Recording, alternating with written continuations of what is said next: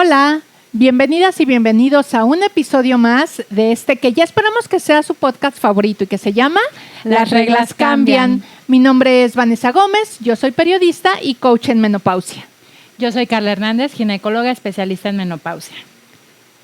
Hoy vamos a hablar de algo que a las mujeres les da mucho nervio, les preocupa porque nos han dicho que es el diablo y no es cierto, y se trata de la proteína. Tan importante en esta etapa, tanto le oímos porque nos han dicho que es más, tiene más efectos negativos que positivos, y no es cierto, y de eso vamos a hablar, doctora. Sí, la proteína es un elemento que viene en los alimentos, sobre todo quien tiene mayor proteína son los alimentos de origen animal. Sin embargo, hay algunas plantas que también la tienen en menor proporción. Y una de las grandes ventajas que tiene, sobre todo para nosotros en esta etapa, es que nos da mucha saciedad.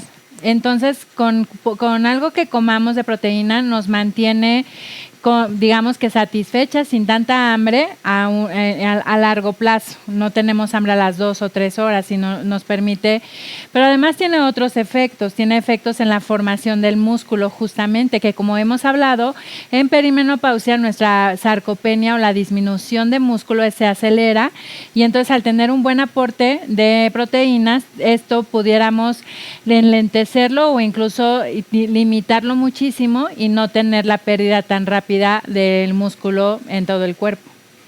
Claro, esos son los efectos positivos, pero aunque se han dicho y repetido, allá afuera lo que sigue pesando es lo que nos dijeron malo acerca de la proteína. Y de entre las cosas más comunes, o quizá la más común, y que esa es la razón principal para que las mujeres se nieguen a aumentar su ingesta de proteína, es que no sé de dónde salió esta idea que la proteína engorda, nos hace ganar peso o talla o lo que sea, y la verdad es que no es cierto, nada más alejado de la realidad.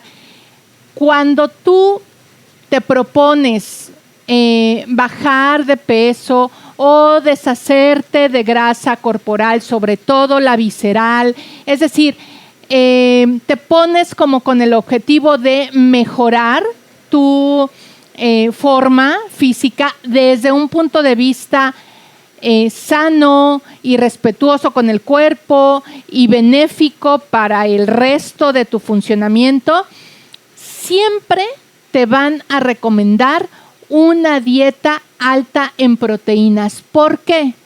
Porque un cuerpo, o sea, es todo un proceso, pero yo lo voy a poner en estos términos. Un cuerpo cuyos músculos están bien alimentados, porque recordemos que la proteína se metaboliza de distintas maneras e interfiere en distintos procesos del cuerpo, pero para efectos de apariencia, digamos, se va a los músculos. Entonces, un cuerpo cuyos músculos están bien alimentados, con proteína suficiente, va a sentirse en confianza, digamos, con la libertad de dejar ir la grasa excedente, porque el cerebro va a interpretar, va a detectar que la musculatura es lo suficientemente fuerte, sólida y bien alimentada como para sostener nuestro esqueleto. Por lo tanto, puede prescindir de la grasa extra. Así que, dicho en otras palabras, si quieren bajar de peso, si quieren bajar de talla, una buena estrategia sana es hacerlo aumentando la ingesta de proteínas. Justamente la masa muscular hace que tengamos menos grasa corporal, y entonces sí, esa es una de las mejores estrategias. De hecho, sí, la alimentación basada en proteínas puede ser una buena estrategia para controlar el peso, pero sobre todo para controlar los niveles de grasa en esta etapa de perimenopausia. Hoy en día hemos sabido que la disminución de las proteínas nos pueden dar algunos otros síntomas que incluso pueden confundirse con síntomas perimenopáusicos. Por ejemplo, el cansancio, la pérdida de masa muscular, los antojos por lo dulce también puede ser a causa de una disminución de proteínas. También podemos tener incluso alteraciones en el sueño. Se ha visto que tiene relación con la disminución de las proteínas. Por aquí me anoté otra. El sistema inmune débil o la falta de recuperación rápida tras ejercicio también tiene que ver con la disminución de la proteína. Entonces, es importante tener una buena ingesta y una buena cantidad de proteínas en la alimentación para que nuestro cuerpo esté en mejores condiciones. Ahora, evidentemente, no todo tiene que ver solo con la ingesta de la proteína, sino también con el ejercicio o el estímulo que haga que se forme músculo de manera adecuada, porque de nada nos va a servir tener una buena ingesta de proteína si no le damos movilidad a esos músculos para que crezcan y nos den el efecto que estamos buscando, porque si no se va a terminar yendo al baño. Para que se metabolice, exactamente, digamos, ¿no? Así sí, es. Claramente, o sea, no es como que me pongo a comer alimentos ricos en proteína y en automático eso va a estar llegando a mis músculos. La verdad es que no, quisiéramos que así fuera, pero no, el proceso pasa justo por ejercicio de fuerza. Pesas, otra cosa que nos da mucha flojera y no nos gusta, tenemos un episodio hablando de eso, pero digamos que en resumidas cuentas, sí o sí, no es negociable en esta etapa aprender a comer proteína. ¿Y por qué digo aprender? Porque creemos que con poquito ya estamos teniendo una dieta rica en proteína y que con 2 huevitos en la mañana ya es un desayuno rico en proteína y que si a mi ensalada le pongo 3 fajitas de pollo, ya estoy comiendo suficiente proteína y la verdad es que no. Ahora, hay que decir, una pregunta común es, ¿cuánta proteína necesito comer al día para que entonces esos niveles estén óptimos, digamos? Hay una regla que dice que multipliques tu peso por 1.6 o 1.8, dependiendo de la fuente que se consulte, y que lo que resulte son los gramos que necesitas ingerir en un estadio normal. Si haces ejercicio de pesas, necesitas multiplicarlo por 2, ¿no? Eso da, por ejemplo, yo peso más o menos, casi no me peso, pero siempre me pongo que peso 60. Yo hago pesas y entonces multiplicado por 2, yo necesito comer 120 gramos de proteína al día. 120 gramos de proteína no es que yo me coma una pechuga de pollo de 120 gramos y eso me va... No. Hay una tabla de equivalencias donde cada alimento aporta, por cada 100 gramos de ese alimento, aporta distinto puntaje de proteínas. Cuando tú armas un menú con base en estas equivalencias para llegar a esos 100, 110, 120 gramos de proteína, nos damos cuenta que es un montón de comida. Un montón es un montón.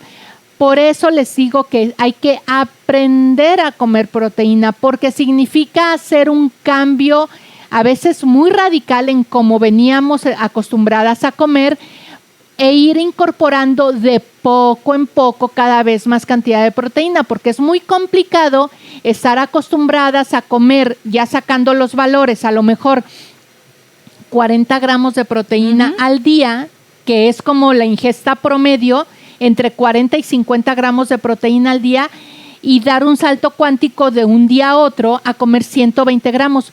No va a pasar. Necesitamos acostumbrarnos, pero necesitamos empezar, porque si no, ¿cuándo? Sí, y también que no todas las proteínas tienen que ser con comerme 2 pechugas, un bistec y y un pescado, ¿no? Un filete de pescado. En realidad la proteína la podemos encontrar en múltiples alimentos e incluso algunas veces echamos mano de los batidos de proteína para poder alcanzar esos niveles de proteína de los que estás hablando.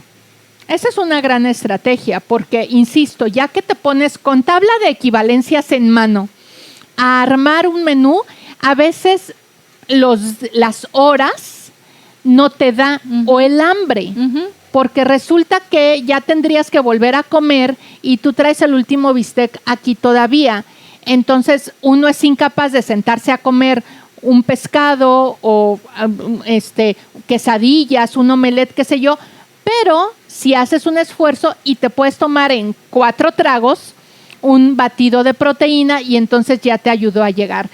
La verdad es que siempre el mejor camino es, insisto, ir de a poco, pero con la conciencia de que necesitamos aumentar la ingesta. Ya lo decíamos en otro episodio, es como un poco alejarnos de me gusta o no me gusta para intercambiarlo por es lo que toca. ¿Por qué? Por el bien de nuestra salud. Porque, por ejemplo, si dividimos estos 120, digamos 100, para no vernos exageradas y conservadoras, digamos, ¿no? Una ingesta no es la idónea porque casi siempre por peso, ya dijimos en esta ecuación, casi siempre nos da 120 gramos de proteína, a veces más, pero vamos a empezar tranquila. 100 gramos de proteína dividida en 3 alimentos al día significa que cada uno de estos alimentos, desayuno, comida y cena, tendría que contener más o menos 30 o 33 gramos de proteína. Si usted desayuna 2 huevos, le tengo noticias. 2 huevos completos equivalen a 12 gramos de proteína. Esa es la tercera parte de lo que su desayuno óptimo debería de tener. Ahí te das una idea de lo baja que andamos regularmente, ¿no? Sí, y otros alimentos que también son ricos en proteína y que pudiéramos ir combinando es, por ejemplo, el yogurt, los garbanzos, el atún, el aguacate, el pollo, evidentemente. ¿Qué otro? Las leguminosas. Las leguminosas son ricas en proteína. Ojo, ricas no quiere decir que con un plato de frijoles ya tienes todos tus gramos de proteína. Cuando hablamos ricas en proteína es que al combinarlos con otros, al integrarlos, digamos, en un menú, su aporte es más o menos alto tomando en cuenta la cantidad, ¿no? Entonces, por ejemplo, 100 gramos de pollo nos aportan, insisto, depende la guía que consultemos, pero entre un promedio entre 22 y 24 gramos de proteína, 100 gramos de pollo. 100 gramos de frijoles nos aportan 8 gramos de proteína, que es mucho más de lo que nos aportaría, por ejemplo, un vaso de leche. Un vaso de leche entera nos aporta 3 gramos de proteína, contrario a lo que podamos creer. Entonces, sí, la invitación es a que se lo bajen de internet. Estas tablas de equivalencia están por todos lados para hacer conciencia, porque yo acabo de tener una asesoría personalizada con una persona que dijo que estaba en una dieta de nutrióloga, una dieta alta en proteínas. Entonces, yo siempre les hago preguntas, pues como para ver las estrategias que se adecúan a su estilo de vida en aras de hacerles más llevaderas la etapa de la perimenopausia. Entonces le dije, a ver, platícame tu día. ¿Qué desayunas? ¿Qué comes? ¿Qué cenas? Ella me había dicho que era una dieta más o menos de 120 gramos de proteína, alta. Cuando ella me va diciendo lo que desayuna, come y cena y yo saco números, porque pues yo me dedico a esto y yo tengo muchas equivalencias, no todas, pero muchas de memoria. Cuando saco números y siendo muy optimista en ciertas porciones, apenas estábamos rayando los 70 gramos. Y ella, a pesar de que ya lleva 3 meses en esta dieta, nunca había caído en cuenta. Yo no sé si su nutrióloga tampoco, no lo sé. Digo, no voy a hablar de algo que desconozco. El punto es que como ella sentía que todos los días ya estaba desayunando huevos y pasó de 2 a 3 huevos y además incluyó un licuado de proteína, un batido de proteína, ella creyó que por eso su dieta ya era rica en proteínas y la verdad es que había ganado unos cuantos gramos. Entonces, la invitación es a que consigan una tabla de equivalencias, se pongan a ver qué es lo que comen en un día, le pongan números y ahí se van a dar cuenta en qué nivel están. Ahora, Vanessa, yo no entreno, yo no necesito comer esa cantidad de proteína. Hasta antes de la perimenopausia, esa cantidad de proteína, digamos que sí estaba como reservada a las personas que entrenaban pesas. En esta etapa, ya en perimenopausia y en adelante, todas las mujeres deberíamos de estar en esos niveles de consumo. Recuerden que tenemos una sarcopenia, es decir, pérdida de músculo, y entonces por eso necesitamos dobletear la cantidad de proteína que estamos ingiriendo en esta etapa, y porque conforme vamos ganando edad, la pérdida de músculo se va acelerando. Entonces, no solamente es para esta etapa de perimenopausia y de transición menopáusica, sino es justamente para el resto de la vida, porque justamente cuando seamos viejitas necesitamos tener una buena masa muscular para sostener a los huesos que de manera natural van a ir también descalcificándose, pero teniendo una buena masa muscular, el ejercicio que haga ese músculo sobre el hueso favorece que el hueso se esté produciendo más rápido, y entonces detiene o enlentece este proceso de osteoporosis. Y entonces por eso la importancia de mantener una buena masa muscular en perimenopausia y en la posmenopausia. Ahora, tú eres fiel testigo, tú estás en una dieta de nutriólogo, ¿y qué te mandó? Sí, yo también estoy en una dieta alta en proteína, y la verdad es que no es fácil, ¿no? Ya hablábamos el domingo en cuanto... Pues yo me levanté tarde, almorcé muy tarde, pero me comí 3 huevos y ya para las 5 de la tarde que hablamos tú y yo estaba llena y ya no podía comer más, pero tuve que tomarme mi licuado de proteína para poder acercarme un poco a la meta que estoy teniendo. Sin embargo, aún me quedé corta, porque la verdad es que es difícil tener una buena cantidad de proteína cuando no estábamos acostumbradas, porque además, como estamos acostumbradas a hacer dietas restrictivas, entonces, claro que nuestro plato siempre lo vemos con una gran porción de lechuga, porque no usamos ninguna otra verdura, con un pedacito de pollo, pescado o carne, y tantito arroz o alguna pasta, ¿no? Pero no le damos la importancia debida a que, si bien necesitamos tener una buena porción de verdura, también necesitamos tener una buena porción de de pescado, pollo, o incluso las que son vegetarianas o veganas, pues pueden tener algunas otras estrategias para consumir la cantidad de proteína, pero también leguminosas, para que también eso favorezca que estemos teniendo una poquito mayor ingesta de proteína, y con eso no nos quedemos hasta acá, como bien dices, de comerme un bistec. Claro. Ahora, sí, la recomendación es, por favor, vayan de poco en poco. ¿Qué puede pasar si ustedes aumentan de 0 a 100 su consumo de proteína? Van a pasar cosas que las van a hacer sentir incómodas, y entonces van a abandonar van a abortar la prisión. La prisión. Van a abortar la misión. Ustedes me entendieron. Va a pasar que se van a sentir demasiado pesadas, ¿no?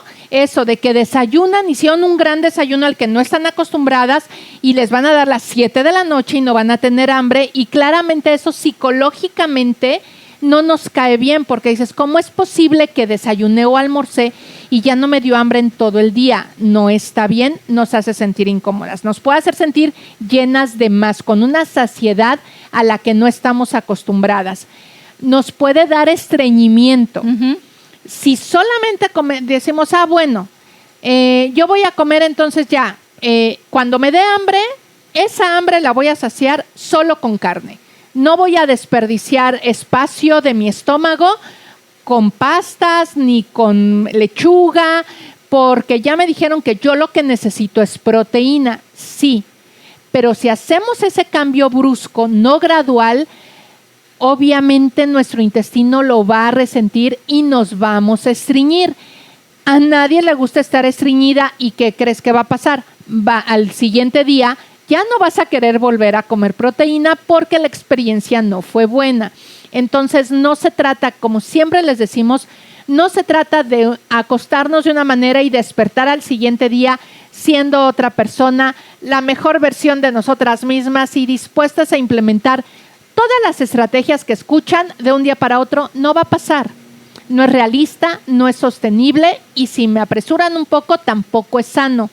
pero sí les invitamos a que conscientemente empezar a incluirla en la alimentación. Ahora también, como acaba de decir Carly, como la mayoría de nosotras desafortunadamente tenemos una relación previa con dietas restrictivas, aparte de que le tenemos miedo a la proteína y a las calorías, nuestro estómago muchas veces ya está pequeño, ya se acostumbró a cantidades pequeñas de comida.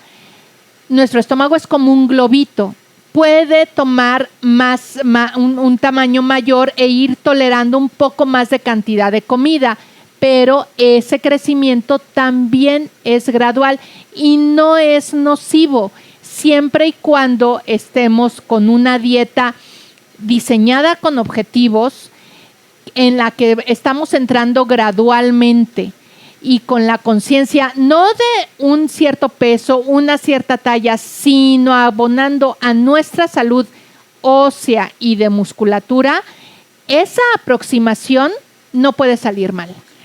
Ahora, también estamos hablando en condiciones de mujeres sanas que no tienen enfermedades crónico-degenerativas. Hay mujeres que tienen condiciones de salud que pueden tener alguna limitación en la alimentación. Eso por un lado.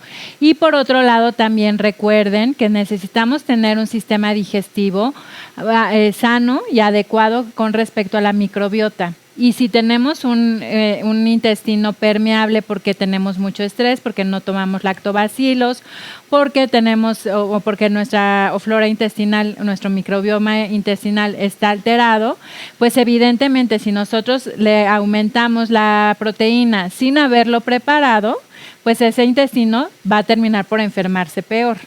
Entonces también es importante que en el momento en el que ustedes decidan cambiar su alimentación, lo hagan bajo una guía de alguien experto en que las pueda acompañar de manera correcta.